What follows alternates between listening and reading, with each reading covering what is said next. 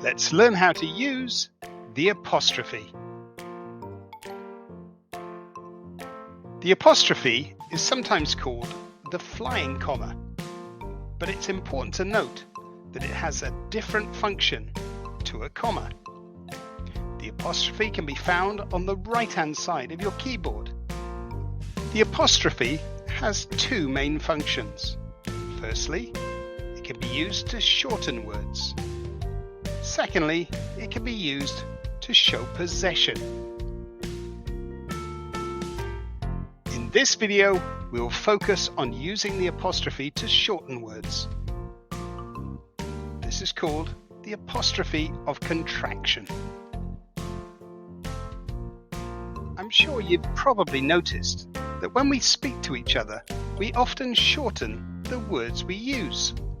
When we use these shortened words in our writing, we need to remember to use an apostrophe of contraction. Using apostrophes of contraction is relatively easy. Firstly, place the apostrophe where the letters have been omitted. Join the two words together. Only use one apostrophe, no matter how many letters have been left out. Many people get confused when you link contractions, so it's probably best to avoid doing this.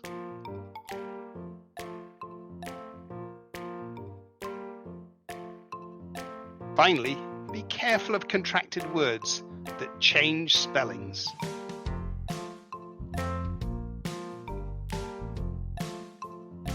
Remember, only one apostrophe is needed, whether you're missing out one letter, you are, going to your, two letters, cannot, becoming can't, three letters, I shall, becoming I'll, or four letters, of the clock, which we all know as o'clock.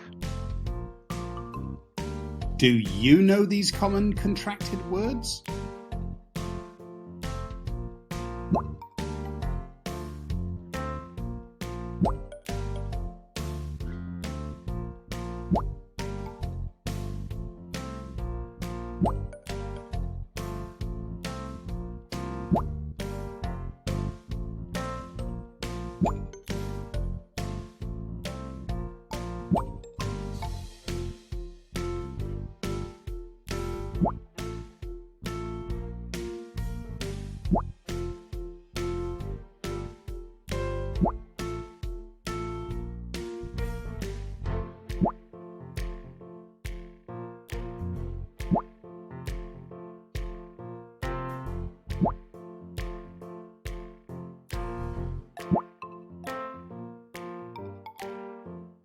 Two contracted words that need a special mention are the words is and has. What makes these two words interesting is that when you contract them, they look exactly the same. Look at these two examples. It is going to rain. It's going to rain. It has been a great day. It's been a great day. Is and has are also two words that when contracted, sometimes the apostrophe is missed. Look at this example. Miguel is walking to school. Contracted, Miguel's walking to school. Don't forget that apostrophe before the S. A second example. The book has fallen off the table. The book's fallen off the table. Again, that apostrophe before the S is sometimes missed. Here are some other contractions that need special care. Whose versus whose. Remember, whose with the apostrophe stands for who is. Whose shoes are these? Who is shoes are these? No. Whose shoes are these? Yes. How many of these can you get right?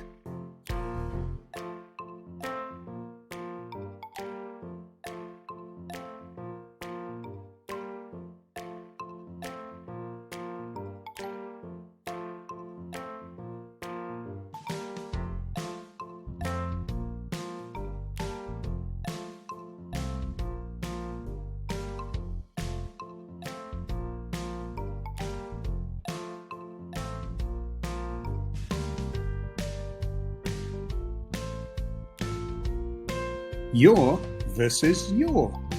Remember, your with the apostrophe stands for you are.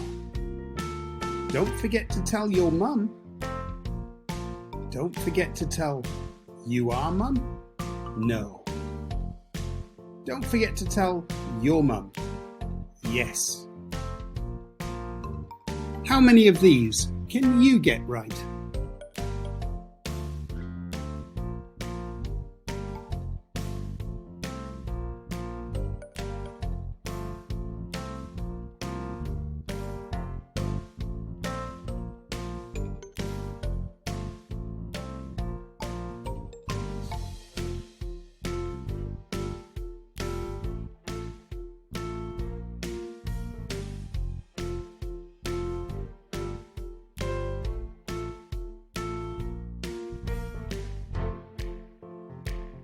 It's versus its. Remember, the it's with the apostrophe stands for it is. The dog wagged its tail. The dog wagged it is tail? No. It's a long way home. It is a long way home? Yes. How many of these can you get right?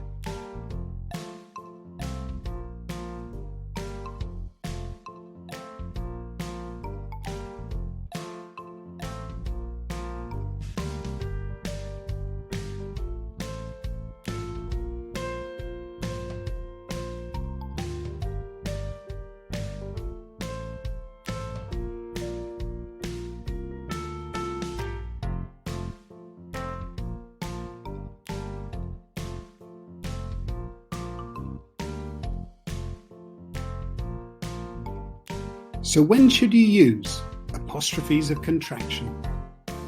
As apostrophes of contraction reflect how we speak to each other, it makes perfect sense to use them in the dialogue of our stories. Jean held up her phone. I can't believe it. What's wrong? Stephanie asked, a look of concern on her face. My flight's been cancelled. Whilst it's probably true that there are some genres of writing where apostrophes of contractions are used more, and some when they are used less, it isn't too helpful to think of contractions as being used in some genres and not used in others. It all depends on the style of writing that you're adopting. The style of your writing might be either formal or informal. Formal writing tends to be business and professional communication. You adopt a serious tone, and when writing formally, you don't use apostrophes of contraction. With informal writing, you're being more personal, more casual in your communication. You're adopting a light and friendly tone.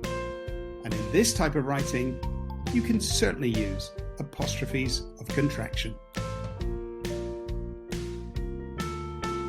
Congratulations! You now know how to use the apostrophe of contraction and when to use it.